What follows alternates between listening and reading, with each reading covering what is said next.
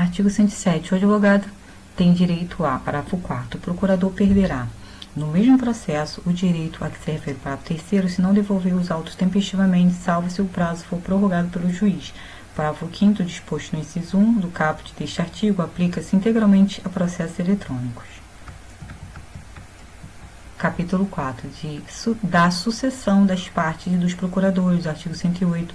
No curso do processo, somente é lícita a sucessão voluntária das partes nos casos expressos em lei. Artigo 109. A alienação da coisa ou do direito litigioso por ato entre vivos, de a título particular, não altera a legitimidade das partes. Parágrafo 1º. O adquirente ou cessionário não poderá ingressar em juízo sucedendo o alienante ou cedente sem que o consinta a parte contrária. Parágrafo 2º. O adquirente ou cessionário poderá intervir no processo como assistente litisconsorcial do alienante ou cedente. Parágrafo 3º. Estendem-se os efeitos da sentença proferida entre as partes originárias ao adquirente ou cessionário. Artigo 110. Ocorrendo a morte de qualquer das partes, dá-se-á sucessão pelo seu espólio ou pelos seus sucessores, observado o disposto no artigo 303, parágrafo 1º e 2º.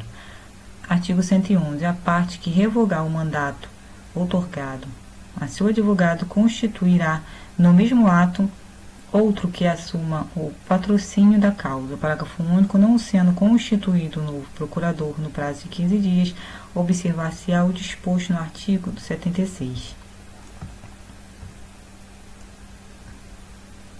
Artigo 112. O advogado poderá renunciar ao mandato a qualquer tempo, provando na forma prevista neste Código que comunicou a renúncia ao mandante, a fim de que este nomeie sucessor. Parágrafo 1º. Durante 10 dias seguintes, o advogado continuará a representar o mandante, desde que necessário para lhe evitar o prejuízo. Parágrafo 2º. Dispensa-se a comunicação referida no caput, quando a procuração tiver sido outorgada a vários advogados e a parte continuar representada por outro apesar da renúncia. Título 2 do litisconsórcio. Artigo 113. Duas ou mais pessoas podem litigar no mesmo processo, em conjunto, ativo ou passivamente, quando, inciso 1, entre elas houver comunhão de direitos ou de obrigações relativamente à lide, inciso 2, entre as causas houver conexão pelo pedido ou pela causa de pedido, inciso 3, ocorrer afinidade de questões por ponto comum, de fato ou de direito. Parágrafo 1º. O juiz poderá limitar o litisconsórcio facultativo quanto ao número de litigantes na fase de conhecimento, na liquidação de sentença ou na execução, quando este comprometer a rápida solução do litígio ou dificultar a defesa ou o cumprimento da sentença. Parágrafo 2º. O requerimento de limitação interrompe o prazo para manifestação ou resposta, que começará da intimação da decisão que o solucionar. Artigo 114. O litisconsórcio será necessário por disposição de lei ou quando, pela natureza da relação jurídica controvertida, a eficácia da sentença depender da citação de todos que devam ser litisconsortes.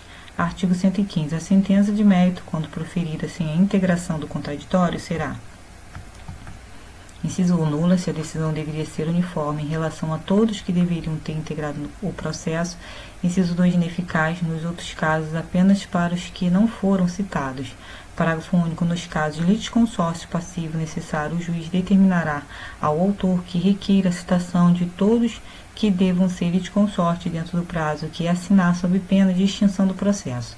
Artigo 116. O litisconsórcio será unitário quando, pela natureza da relação jurídica, o juiz tiver de decidir o mérito de modo uniforme para todos os litisconsortes. Artigo 117. Os litisconsortes serão considerados em suas relações com a parte adversa como litigantes distintos, exceto no litisconsórcio unitário, caso em que os atos e as omissões de um não prejudicarão os outros, mas os poderão beneficiar.